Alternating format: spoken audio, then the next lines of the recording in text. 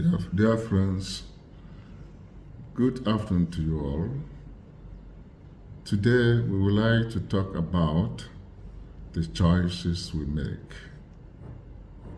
I want to bring to our consciousness that at all times and in most times of our lives, we are making choices.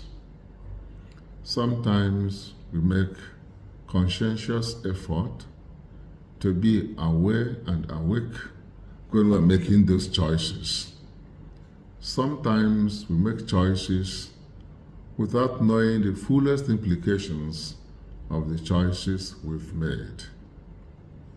It is to be noted that the ability to make choices is an important one. The ability to make choices has also consequences for us. It's important we realize that we are social entities, human persons, endowed with freedom. The Creator endowed each and every one of us with freedom. Freedom to choose between A or B. Freedom to choose between A or C, and vice versa. We have the right and freedom of choice. We can also decide not to make a choice, and the decisions not to choose is already in itself a choice that has been made. And so very important for us to underscore is the fact that human persons are endowed with the rights to make their choices. And so because of the liberty to make choices, we are also liable and responsible for the choices we've made. And the choices we've made have also in themselves consequences for our well-being, for the well-being of society, and for the nation as a whole. And so care must be taken to avoid making rash and useless choices that would be detrimental to either our persons or to our members of our community and our society at large. Having given this background, what type of choices then do we make? And how do we make our choices? What informs the choices we make? It is very important for us to do that. On a daily basis, we experience that we make choices like the type of food we want to eat on a given day, the time to eat, the type of prayer we want to choose to pray, where to go, what to do, whom to do that, and how to do all that. That our life is always punctuated with choices we make. And the choices we make have consequences for others because we are living in society with one another. And the choices we make are also important for the building of our society. Today, it is also very important for us to realize that none of us can live without making some choices. The reasonableness of our choices or otherwise are important for our society. Let us therefore take time to have the presence of mind within us each moment we are about to make some choices. Related to choices, also decisions to decide to do A or B. The decisions we have taken for our lives, they also have consequences for one another in our society. What have you decided to do with your life? The choices we make to be a teacher, to be a lawyer, to be a medical doctor, all these concern the choices we make and decisions we make for our lives.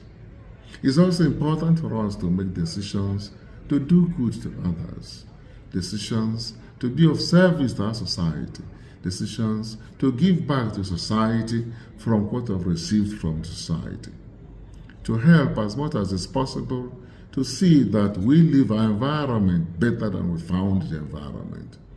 These are very important decisions to make. Decisions, for example, now that things are extremely difficult for each other in this country. Decisions to be as good as is possible within the context we find ourselves. The decisions to be of service to one another. Yeah, to choose to do good instead of doing evil. Yeah, to choose to serve the other instead of waiting to be served. The decision to make sacrifices that others may also benefit, that the difficulties we're living through will be mitigated, that life becomes more livable for one another. These are important times for us to decide to be of service to one another, to make the choice of doing good rather than doing evil. It's also important to know that it is also wonderful to pay evil, to pay back evil with good. Instead of deciding to pay back evil for evil, we decide to pay evil with good. And in that way, society grows.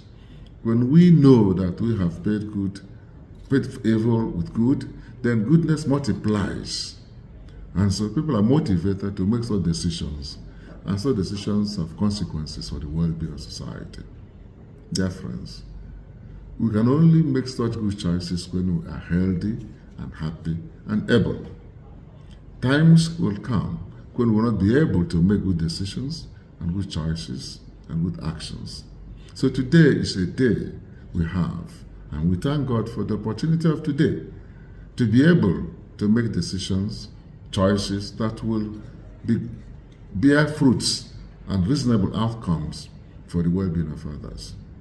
We are fortunate when we're able to make those decisions and have also the opportunity of implementing those decisions that will translate into something wonderful and good for the well-being of others.